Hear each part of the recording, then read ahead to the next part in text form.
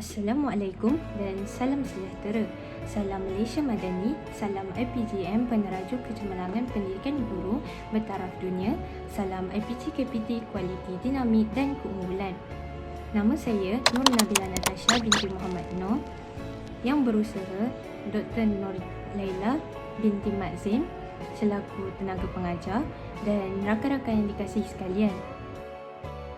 Hari ini saya akan membentangkan tentang isu kesantunan bahasa dalam sambutan perayaan merentas budaya di Malaysia.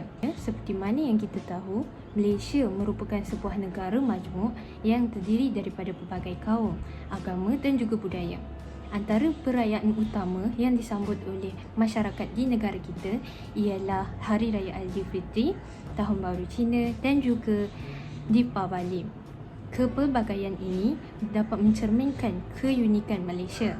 Namun, dalam masa yang sama, menuntut tahap kesantunan bahasa yang tinggi dalam komunikasi merentas budaya. Definisi kesantunan bahasa, menurut Awang Sarian 2019, kesantunan bahasa merujuk kepada penggunaan bahasa yang beradab, halus dan mencerminkan nilai murni sesuatu masyarakat.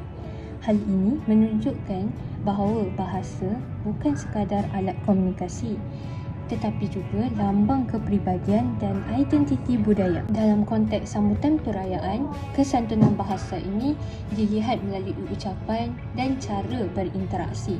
Sebagai contoh, sambutan yang pertama iaitu sambutan Hari Raya Aidilfitri, masyarakat Melayu lazimnya mengucapkan Selamat Hari Raya, maaf zahir dan batin. Ucapan ini bukan sekadar ucapan tahniah, tetapi mengandungi unsur permohonan maaf dan kerendahan hati yang menjadi nilai teras dalam budaya Melayu dan agama Islam. Bagi masyarakat Cina pula, ucapan Gong Xi Fa Cai semasa Tahun Baru Cina membawa maksud harapan kepada kemakmuran dan rezeki yang melimpah ruah. Ucapan ini mencerminkan nilai kesejahteraan dan optimisme dalam kehidupan. Manakala dalam sambutan Deepavali pula, ucapan Happy Deepavali melambangkan kemenangan cahaya mengatasi kegelapan yang mempunyai makna spiritual yang mendalam tentang budaya masyarakat India. Walaupun masyarakat Malaysia saling bertukar ucapan tanpa mengira kaum, isu kesantunan bahasa tetap boleh timbul. Antaranya ialah penggunaan ucapan perayaan kaum lain tanpa memahami maksud sebenar ucapan itu atau menggunakannya dalam nada bergurau yang tidak sesuai. Tindakan ini boleh menimbulkan rasa kurang hormat terhadap kepercayaan agama dan budaya sesuatu kaum. Selain itu, media sosial turut menjadi ruang berlakunya isu kesantunan bahasa. Ada kalanya ucapan perayaan disertakan dengan sindiran, jenaka, sensitif atau bahasa tidak formal yang berlebihan. Jika bahasa yang digunakan menyinggung perasaan atau menjatuhkan maruah pihak lain, maka komunikasi tersebut dianggap tidak santun. Dalam konteks pendidikan pula, isu kesantunan bahasa merentas budaya amat penting kerana sekolah merupakan miniatur masyarakat majmuk. Guru perlu